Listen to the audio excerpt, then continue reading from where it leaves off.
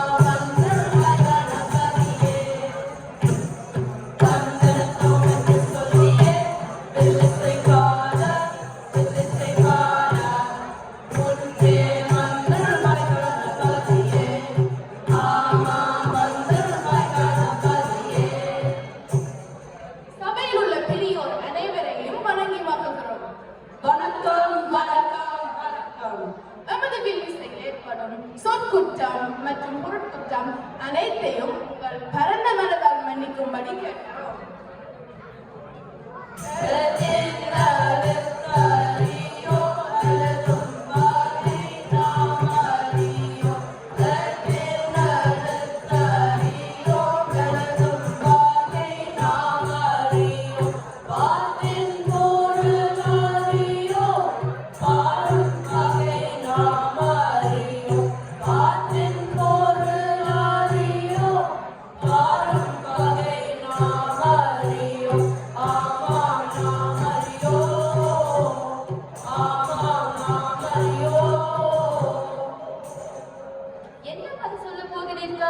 எனக்கு ஆர்வத்தை அடக்க முடியவில்லை.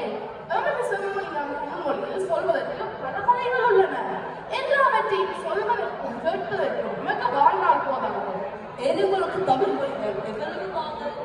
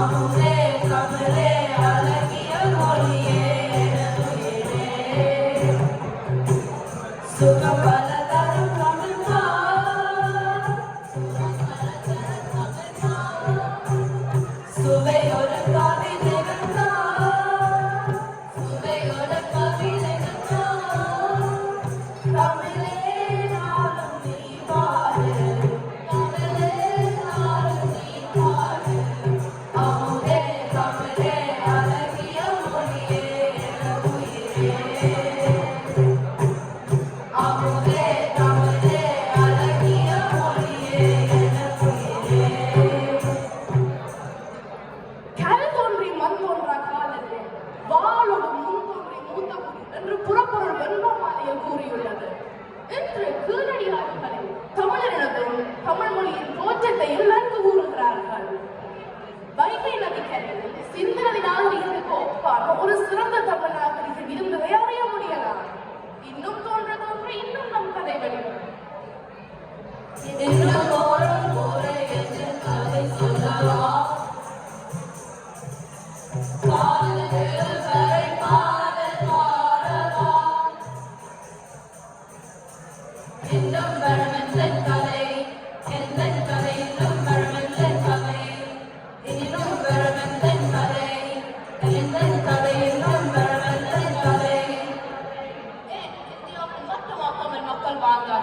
குமரி கண்டத்தில் சலிப்பாக தமிழ் மக்கள் வாழ்ந்தார்கள்.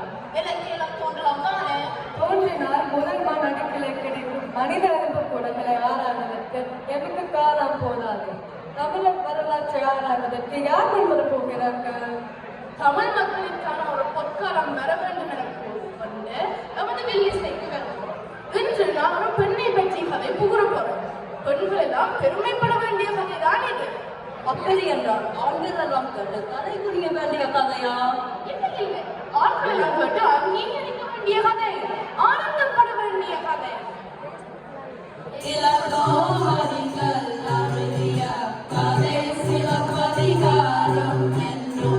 கதை கண்ணகி என்னும் பெண்ணின் கதை கற்பின்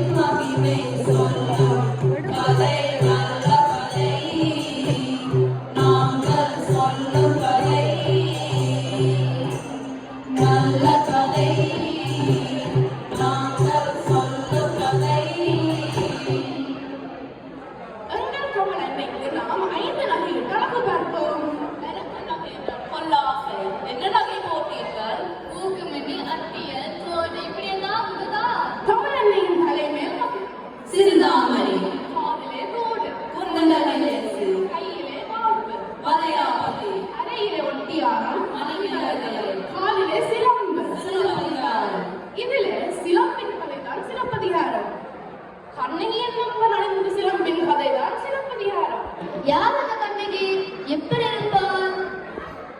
செல்சாமத்தே மொழியா நிலாவென சிரிக்கும் மலர்கொடியா நிலாவென சிரிக்கும் மலர்கொடியா தென்னுக்கு பெண்ணே பேராசை கொண்டு பேரழகெல்லாம் படைத்தவளோ என்ற செந்தமிழ் மேல் மொழியா நிலாவென சிரிக்கும் மலர்கொடியா நிலாவென சிரிக்கும் மலர்கொடியா.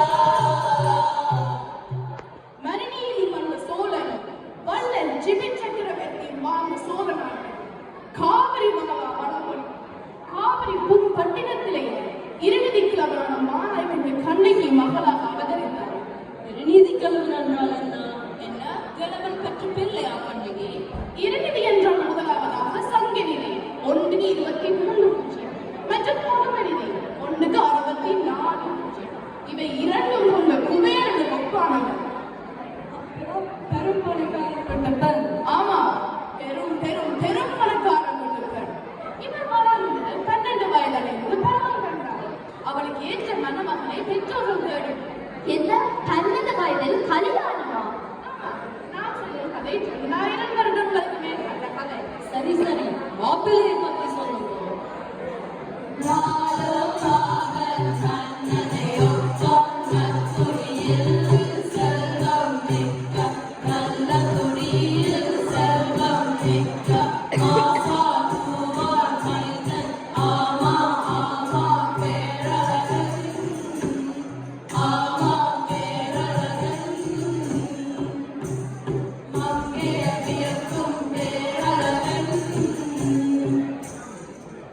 இப்படிப்பட்ட கோவலனுக்கும் கண்ணகிக்கும் இனிது திருமணம் நடந்தது. இவை இருவரும் இன்பமாக வாழ்ந்த காலத்தில் நாட்டுக்கு இந்திரவராகவும் வந்தது. அப்ப பெரிய கொண்டாட்டமா? ஆமா, 11 நாட்களாக நாடே கோலாகலமாக கொண்டாடி உள்ளார். சரியான சனமா இருந்ததுமே. ஆமா, மன்னர்கள் வந்தார்கள், வணிகர்கள் வந்தார்கள், வெளிநாட்டு புறவர்கள் வந்தார்கள். இப்படி பெரும் கொண்டாட்டம் நடக்கும் போது சோழ அரசன் அரண்மனையில் மாதவி கலக்கின்ற நடந்தது. யார் அது மாதவி? புது பேர் சொல்லுங்க.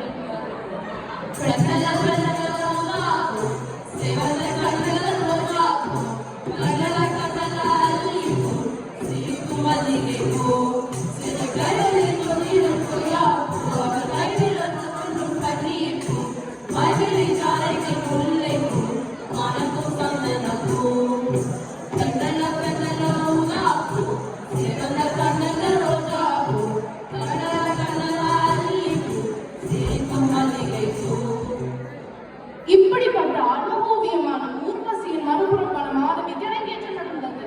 இவள் 5 வயது முதல் நடனம் கற்றார். 11 வகை ஆடல் வகை ஒரு மயில் போல சபையில் ஆடினார். சத்தம் போடாதீர்கள், நான் கற்பனையில் அவர் நடனத்தை பார்க்கிறேன். இவ்வாறுதான் எல்லோர் கண்களும் இமைக்க மறந்தனர். எல்லோரும் கற்பனை உலகத்தில் மிதந்தனர். கோபுரம் கூட தன்னையை மறந்து ரசித்தார். சரியாய் போய்விட்டது. கண்ணகி அனுப்பியிருக்க கூடாது. ஆமா, சோழ அரசன் மாதவிக்கு பெரும் ஆடல் திருநாட்களை போராட்டத்தை வழங்கினார். ஒரு மணிமாலையை பரிசளித்தார். அந்த மணிமாலையை கோவலன் தன் பெரும் செல்வத்தினால் பெற்று மாதவியை கரம் பிடித்தார். கண்ணகி பார்ப்போம், என்ன செய்திருப்பார்? முதலில் அதது புலம்பிருப்பார், பின் விவாகரத்து செய்திருப்பார். அவள் வந்து காலக்கல்லவா நல்லானாலும் கணவன் புல்லானாலும் புருஷன் என்று வாழ்ந்திருப்பாள். கண்ணியால் கோவலனை மறக்க முடியவில்லை. அவனுக்காக தினமும் காத்திருந்தார். இப்படி காலம் உருண்டோடியது. இந்திரவராலும் நாட்டுக்கு வந்தது. மாதவி திரும்ப நடனமாக போகிறாளா? கோவலன் அவளை ஆட விடுவானா? மாதவி நடனமாடினார். இருவரும் கடற்கரையில் கூடாரம் அமைத்து இன்பமாக பொழுதுபோக்கினர். கோவலனுடைய யாழை எடுத்து சோழ அரசை புகழ்ந்து பாடத் தொடங்கினார். அவரின் ஊழ்வினை யாழும் மேலோறியது. என்ன நடந்தது? மாதவி யாழை வாங்கினார். காவிரி ஆற்றை புகழ்ந்து பாடத் தொடங்கினார். சோழ அரசன் எல்லாவற்றையும் காவிரி ஆற்றில் தாங்கிக் கொள்வது போல ஆண்கள் செய்வது எல்லாவற்றையும் பெண்கள் தாங்கிக் கொள்வார்கள் என்று பொருள்பட பாடுங்க. அது கோவலன் மட்டுமல்ல, ஒரு ஆண்களுக்கும் பிடிக்காத. ஒரு ஆண்களுக்கும் பிடிக்காது. கோவலன் மாதவின் குலத்தை இழித்து கூறி அவளை விட்டார்கள். இனி எங்கே போகிறான்? கண்ணிடம் தான் போகலாம், வேற எங்கே போக முடியும்?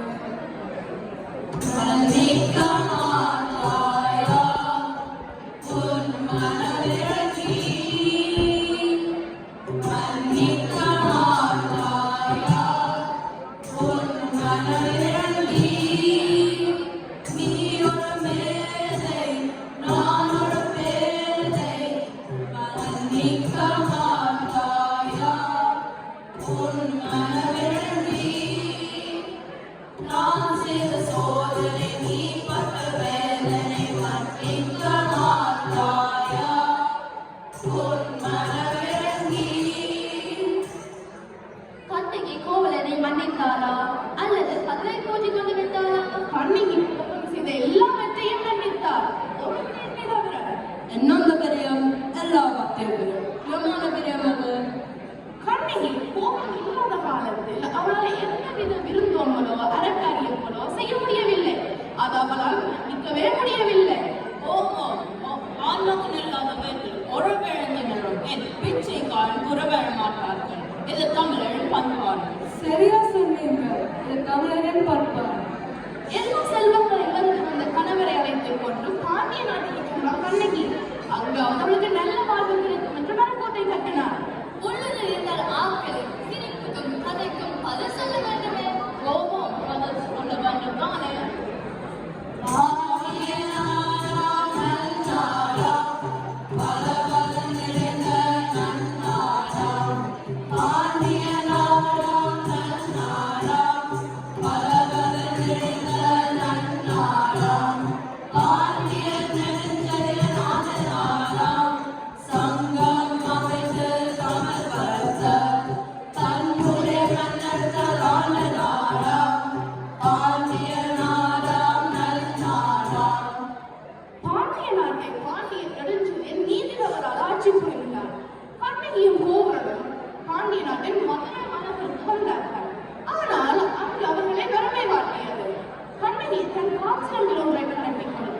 அதை விற்று வரும்படி கோவலனிடம் கொடுத்தார். நல்ல மனைவியாக இருக்கே. பெண்கள் நகை சேர்த்து ஆண்களுக்கு தேவைப்படும் போது கொடுக்கத்தானே? ஆமா, உண்மைதான். கோவலன் சிலம்பை பெற்றார். ஒரு பொற்கொள்ளரிடம் கொடுத்து அதற்கு பணம் தருமாறு கேட்டார். அந்த காலத்தில் அரசியல் காட்சிலம் நடந்து போயிருந்தது. பொற்கொள்ளனுக்கு இது அரசியல் காட்சிலம் என்று சந்தேகம் வந்தது.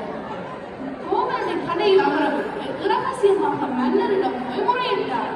மன்னர் ஆராயாமல் கோவலனை கொன்று சிலம்பை கொண்டு வருமாறு காவலர்களை அனுப்பினார். ஒரு கணத்தில் கட்டளை நிறைவேற்றப்பட்டது. அப்படி என்றால் கோவலன் இழந்து விட்டானா? கண்ணகி கோவலன் இறந்த செய்தியை அறிந்தார். கதறினார், குமுறினார். சீர்பெரும் மதுரை நகரே, சிலம்பவிற்க சென்றி, கல்வனென்று கொன்றனரோ, என் கணவா உன்னை கல்வனென்று கொன்றனரோ. விடமாட்டேன் விடமாட்டேன் என்று பாண்டியன் அரண்மனைக்கு சென்றான் கண்ணகி. இவனை கண்ட பாண்டியன், பெண்ணே நீ யாரு? இங்கிருந்து இங்கு வந்தாய். பெண்ணே நீ யாரு? இங்கிருந்து இங்கு வந்தாய். இவனையும் கண்களோடு நெஞ்சே நிற்பவளே நீ யாரு? இவனையும் கண்களோடு நெஞ்சே நிற்பவளே நீ யாரு? கண்ணகி என் பேரு, சோழநாடு என் ஊரு. கண்ணகி என் பேரு, சோழநாடு என் ஊரு. என் கணவன் கோவலனை கொன்றதனாலே அவனை மன்னா. என் கணவன் கோவலனை கொன்றதனாலே அவனை மன்னா. பெண்ணே, கணவனை கொள்வது கொடுங்கோலாகும். ஆராய்ந்து உணராத வேந்தே, என் கணவன் கல்வன் அல்ல. எப்படி? இதோ என் காற்றிலும் விழுந்தது மாணிக்கம். அரசின் காற்றிலும் விழுந்தது யாது? இதோ என் மெனினியின் காற்றிலும் உள்ளது முத்துகள். உடனே கண்ணகி தன் காற்றிலமை சபை நடுவே வீசி எறிந்தார். சிலரறிதாலாம் சிலம்பே சிலரிதாலாம் சிலரறிதாலாம் சிலம்பே சிலரிதாலாம் சிலரிதாலாம் சிலம்பே சிலரிதாலாம் சிலரிதாலாம் சிலம்பே சிலரிதாலாம் மாணிக்கம் மாணிக்கம் மாணிக்கம் மாணிக்கம் மகதமா மகதம் மாசம் மகதமா மாணிக்கம் மகதமா மகதம் மாசம் மகதமா. பாண்டியன் திகைத்தான்.